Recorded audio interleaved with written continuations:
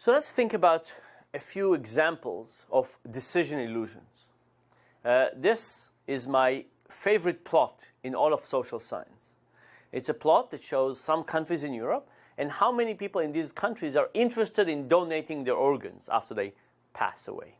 Now, these are not the people who actually donate, because whether a desire to donate translates to real donation depends on how you die, what your family members want, and so on. But these are the people who are interested in it. Now, when you look at this plot, you see countries on the right that give a lot and countries on the left that give very little. And the question is why? Why do some countries give a lot and some countries give a little? And when I ask my students this question, they usually think it's about culture. After all, with regular gifts, you get to enjoy the act of gift giving. You get to give somebody a gift. You get to look at their appreciation in their eyes. With organ donations, not so much. You give it after you die to somebody anonymous. Or you could say maybe it's about culture, or maybe it's about the law, or maybe it's about religion. But mostly they think it's about caring about other people in your society. But here's the interesting thing. When you look at this list, you can see countries that we think about as very similar from a cultural, religious, legal perspective, behaving very differently. For example, Sweden is all the way on the right. Denmark is all the way on the left. Germany is in the left group. Austria is in the right group. Depending on where you are in the world, you either think of the UK and France as either similar or different. The closer you are, by the way, to those two countries, you think they're more different. But anyway, what you can see is that they are very different in terms of organ donation. And finally, the example I like the most to think about is the comparison between the Netherlands, Holland, and Belgium. Holland gives about 28%. Belgium gives almost 98%. Very similar countries. Now, what's interesting about this case is that the Netherlands got to 28% after huge effort. They mailed every citizen in the country a letter begging them to join the organ donation program. There was coverage on television. There was coverage in the radio. There was really lots of information out there. And we don't know how much it cost them, but you can imagine it was very, very expensive. And all it got them was 28%. What did Belgium do? By the way, I should tell you that Holland, the Netherlands, also did a reality TV show in which people who were about to die got to choose who they want to leave their organs to. It was very controversial, of course, and it went off the air rather quickly. But it clearly was a central focus of attention in the country. So anyway, so with all this effort, they got to 28%. You can ask yourself, what effort did Belgium do? How much money did they spend on it? And the answer is they spend zero. They spend much, much, much less than the Netherlands. So what does explain the difference between the countries on the left and the countries on the right? It turns out it's one little thing, which is the enrollment form. And here's the secret to this whole thing. Some countries, like the countries on the left, have a form that says, check the box if you want to participate in the organ donation program. And what do people do when they see this form? They do nothing. They don't check the box and they don't join the program. These are the countries on the left. The countries on the right have a slightly different form. It says, check the box below if you don't want to participate in the organ donation program. And what do people do in this second case? They do the same exact thing.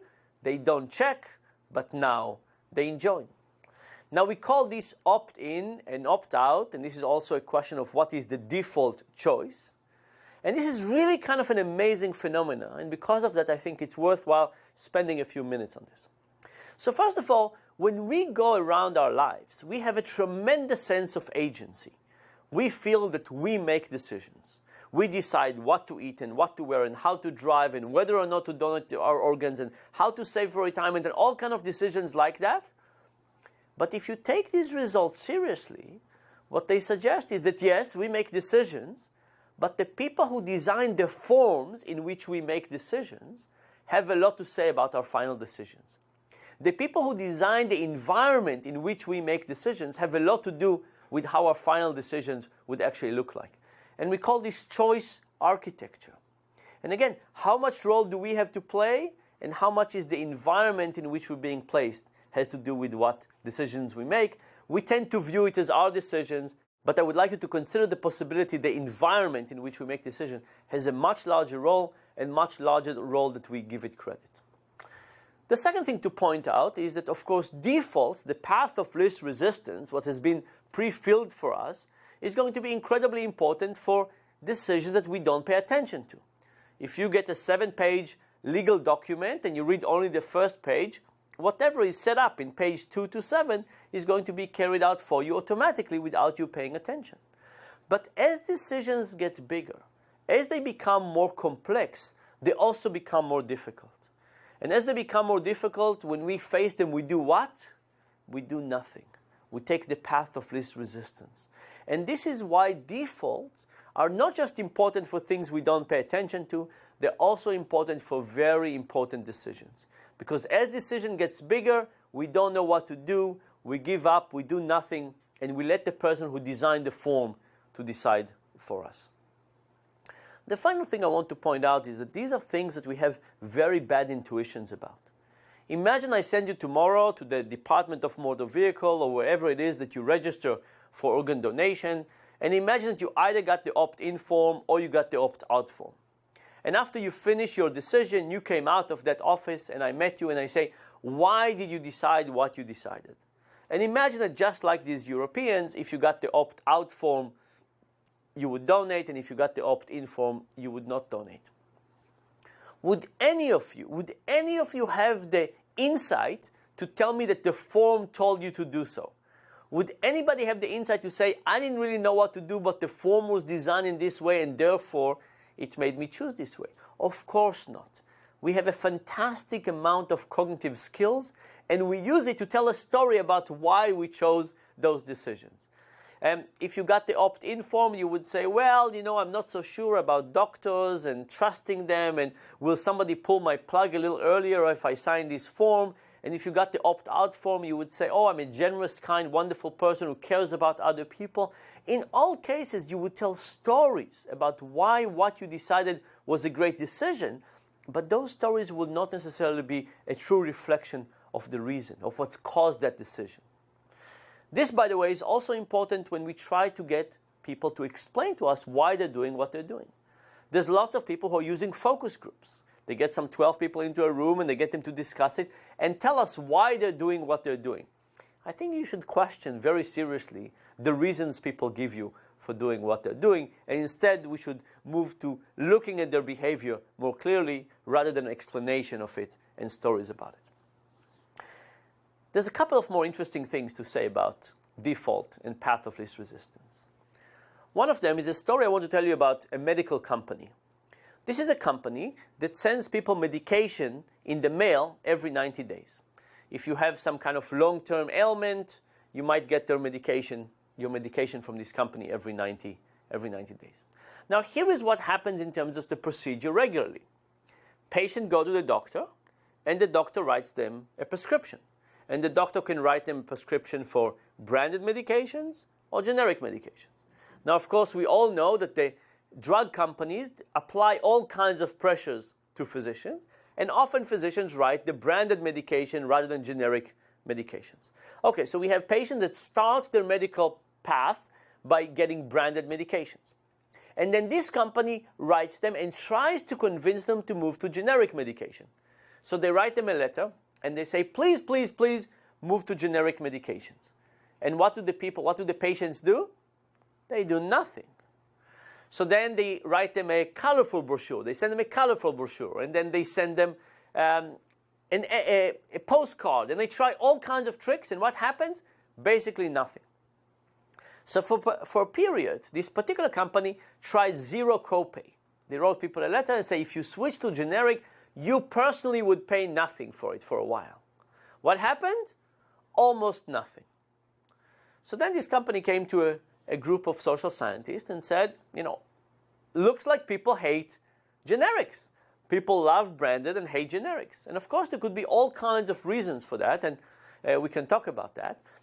But what we said to them was, we said, look, it's possible that people hate generics and love branded, but it's also possible that people hate doing anything. And if you think about the particular procedure you used, it's hard to separate whether people hate the particular offer you gave them or they hate doing anything. Think about it. People going on around their own business, minding their own business, and this company said, please do something different, please do something different. The fact that people did not do something different, is it because they don't want to do something different, or is it because they don't like that particular offer? So they came up with a different approach. We call this forced choice. It's like you bring people to a T intersection, and you say to people, look, you cannot not return this letter. If you don't return this letter, we will stop your medications. So the cost is enormous. You better return this letter. But when you return this letter, you could choose branded or you can choose generic. It's up to you. At this cost branded, at this cost generic, it's up to you. But not returning the letter now is not an option. What happened? Almost 90% of the people chose generics. So here's the thing. Do people like generics or hate generics? Well, depending on how you look at it. If you look at it with the regular procedure, it looks like they love branded and hate generics. If you look at it with the forced choice procedure, it looks like people love generic and hate branded. The reality is that what people really hate is sending letters back. Now, when you go to people and ask them directly, or when you think about it yourself, you say, a letter, it's a tiny bump in the road. How much can it matter? Turns out it matters a lot. I would say as a general statement, you cannot overestimate, most likely, the importance of what seems to you small bumps in the road. If you look at what people actually do, and you look at all these small bumps in the road, to the extent you could eliminate those, you could probably change behavior in a very, very powerful way. Let me give you another example for this. There was a beautiful study done on physicians. This was a large group of physicians, and they described to them a patient. They said you have this 67-year-old patient who's been suffering from right hip pain. And you as the doctor have tried all kinds of medications. You tried all kinds of things. Nothing seems to be working. So a little while ago, you referred the patient to a hip replacement specialist. And they have a meeting with this hip replacement specialist. And by the way, what do you think happens to people who meet a hip replacement specialist? There's a good chance they'll have a hip replacement after that. But for now, there's been a default. The patient has been referred, they have a meeting, and we think we know what will happen after that. And then they took this group of physicians and divided them into two. And for the first group, they said, yesterday, you reviewed the case. You examined it, and to your amazement, you realized that you forgot to try one medication. You forgot to try ibuprofen. Now, what do? Do you do nothing and let the patient continue with hip replacement? Or do you call them up and say, hey, I forgot this medication, I forgot ibuprofen, try it for a while. Cancel your meeting, try ibuprofen. What do you think? What would the majority of the physicians do? Think to yourself. Well, good news, the majority of the physicians in this case said that they will try ibuprofen. After all, hip replacement is expensive, dangerous, irreversible, and so on. So the majority said that ibuprofen is a better choice, and it's good and understandable, and we're happy that they're doing it. The second group of physicians were given the same exact case, but with one small difference. They said to them, yesterday when you reviewed the case, you realized that there were two medications you forgot, ibuprofen and piroxicam. And they said, what do? Do you do nothing and let the patient continue with hip replacement or the potential for hip replacement? Or do you call them back? And if you call them back, do you try ibuprofen or do you try piroxicam? Now think about those two cases. The decision to do nothing and let the patient continue with hip replacement is the same ease and difficulty in both cases.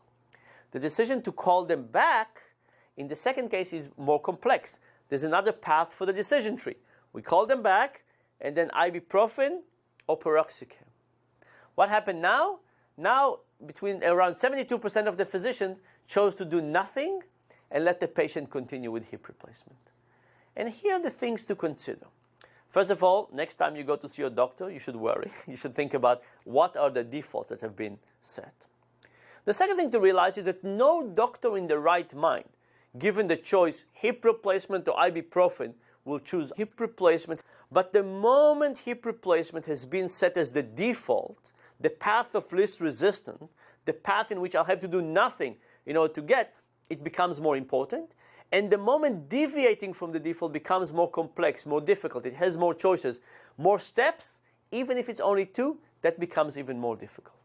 And the default is becoming even more likely. And this happens to physicians, presumably professional, well-paid, who are doing these decisions day in and day out.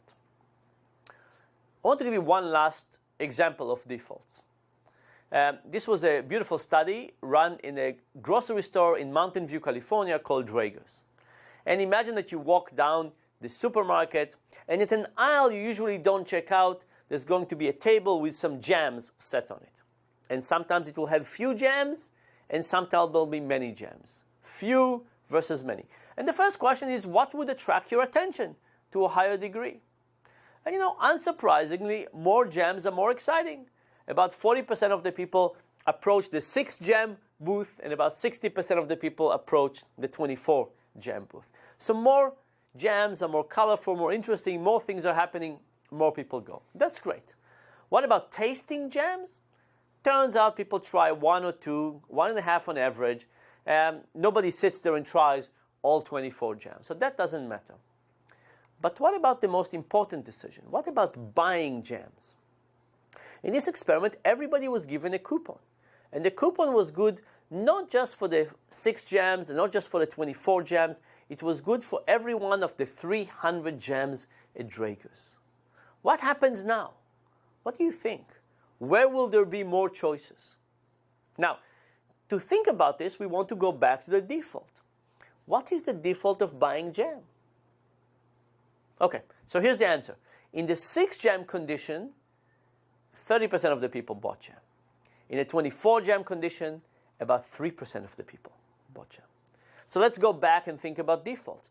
What is the default for buying jam? Some people have jam on their shopping list. And if you have jam on your shopping list, you're going to buy it. You'll see few, you'll see many. If it's on your shopping list, you're going to buy it. But for most people, jam is not on their shopping list, which means that it's not part of the default. Now, what is the rate of people having jam on their shopping list? It's about 3%. How did the 6 jam condition get so much action on jam? People tasted jam. They said, oh, jam, sweet, tasty, interesting. Let me try some. But the moment you got to 24, the complexity of the decision, the amount of options overwhelmed the desire. And all of a sudden people say, 24, I'm just not sure. I don't know which one to choose. Maybe next time. And then maybe next time and maybe next time. Now, this basically shows us that defaults are important. And again, as complexity increases, the defaults become even more important. So I'll give you one last example for this. Imagine that you worked for me. And imagine that we had a retirement plan in which if you contribute some of your salary, I would contribute the same amount for your retirement plan. And imagine I did not want you to save for retirement for whatever reason. How could I use these tricks to get you not to save for retirement? First thing we would do is we would make it an opt-in, right? You would not be in the system and you have to fill a form. Maybe you would have to, it's a long form, maybe it's a complex form, maybe you have to submit it in the other building. The second thing is we would want to make it difficult with lots of choices. So maybe I'll give you a big booklet with all kinds of retirement options, lots of things to choose from. Then I could make it even more complex. I could write you a letter that says, dear employee, you're about to face the most important financial decision of your life. If I were you, I would look carefully at all the options, make the calculations, and figure it out correctly. Maybe I would give you a spreadsheet to help you figure out all the options and what's ideal for you. Now, what would happen when you have this opt-in, an incredibly complex system? Maybe you will take it home, and maybe one weekend you would look at a few options and try to figure it out. Maybe the next weekend you will spend another hour or two, but eventually it would fade away, and you will not invest in your retirement plan. Now, I could use the same thing and do the opposite. I could make it complex, many options, spreadsheet, and so on, but put you in an opt-out situation. I could put you in a situation where you automatically enroll in something. And now the default will help you save. By the way, in the financial world, there's another benefit. We can have something called lifestyle fund, which automatically balance between stocks and bonds, depending on where you are in terms of age. So the idea here is that defaults are neither good nor bad. They're just everywhere, and we have to understand and recognize them, and we have to think about when are they working for us, and when are they not working for us. And by looking at it carefully, I think we can actually get people to make better decisions.